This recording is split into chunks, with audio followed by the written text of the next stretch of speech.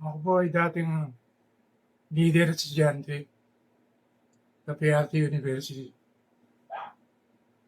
Nag-full-time po ako na organizer sa trade union sa ngayon ng Communist Party of the Philippines. Bilang leader at estudyante, na-deploy po ako sa mga pabrika sa South NCR, Parañaque, Las Piñas, Muntinlupa at Taguig. 10 taon po ang inilagi ko sa underground movement. Ako rin po ay ama sa 5 anak. 3 babae, 2 lalaki.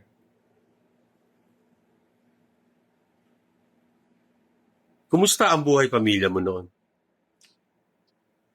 Maayos naman kami nun. Hindi nga lang ako nakaka-sweldo ng tama dahil allowance lang sa mga full-time officer. Minsan nga lagi pandili.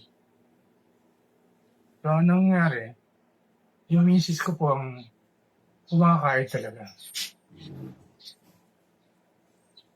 Pang-tuition ng mga bata. Pagkain namin.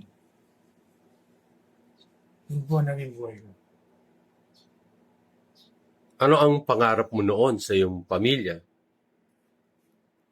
Kaya po ako nag-abroad para makabili ng sariling bahay. At siyempre, pangarap ko rin. Matapatapos sila ng pag-aaral. Yun po yung nanging dahilan. Kaya ako nag-OFW. Muna sa Japan. Pagkatapos ng kontrata, sa Libya naman, Libya. 3 taon po, 3 taon. Na kung saan, sa Libya, wala kang makitang body of water. Puro buhangin po yun. 3 taon ko po tinisun. Para lang mapag-aaral mga anak ko. So, kailan ka na-stroke? Na-stroke po ako August 20, 2022. Ano ang mga naging struggles mo simula nung na-stroke ka? Marami. Una-una, physical struggle. Hindi ka makagalaw. Hindi mo mapunta ang gusto mo. Hindi mo magawa ang gusto mong gawin. Kasi limitado yung kilos mo eh. Pangalawa rin, siyempre, wala akong trabaho. Wala akong source of income. No financial struggles. Kung may magbibigay man, mga kasama, mga dating katrabaho. Pero siyempre, hindi ka priority. May pamilya yung mga yun. Unahin na yung pamilya nila. So, for the past 5 years, nangangarap ka pa rin ba? Ba't yun yung pangarap? Para sa iyong buhay, para sa iyong sarili, para sa iyong pamilya. Yun din naman. Ang motto ko kasi, habang buhay, may pag-asa. Kaya hindi ako tumitigil. Hanggang ngayon, umaasa pa rin akong makabenta. Kasi isang benta lang, importante sa akin yun. Magagawa ako na gusto ko. Makakapagpa-therapy nga ako para makalawa.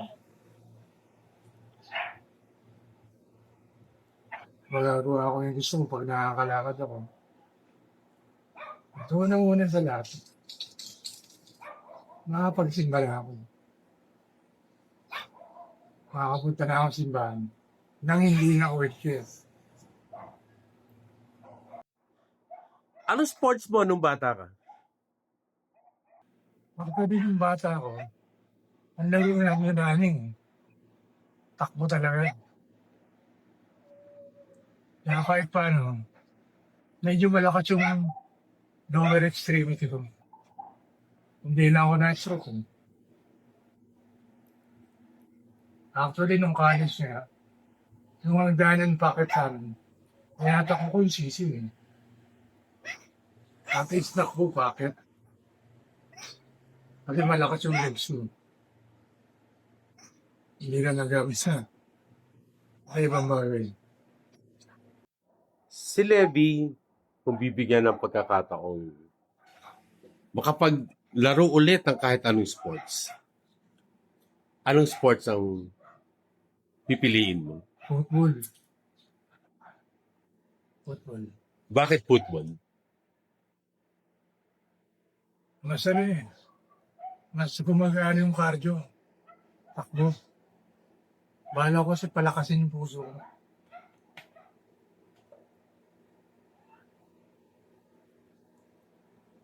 Cardio kasi problema ko. Kailangan lumakas yung puso ko. Anong message mo pare sa mga taong parehas ang pinagdadaanan? Tuloy lang po ang buhay. Laban lang. Kasi may napanood ako. Inborn. Walang kamay, walang paa. Naliligo. Pinaabot niya yung paa niya. Talagang binisikap niya. Nakakapag-toothbrush pa nga eh. Inisip ko, ikumpara ako dun sa tao na yun.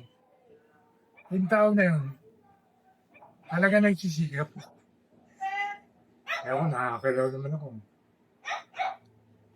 Ba't hindi ako magsisikap? May ibang tao mas malala pa sa akin. Mas grabe yung sitwasyon. Masasabi ko sa mga anak ko, ang pasensya niyo ng tatay niyo, hindi nakakalaw yun. Pero hindi habang panahon, ganito ako. Nakakalakad din ako. Nakahalagaan ko pa kayo. Higit sa lahat, magkikita-kita pa tayo. Sa mga kamag-anak ko naman, gusto ko lang paalam. Hindi habang panahon, ganito ako. Makakabawi lang ako sa inyo.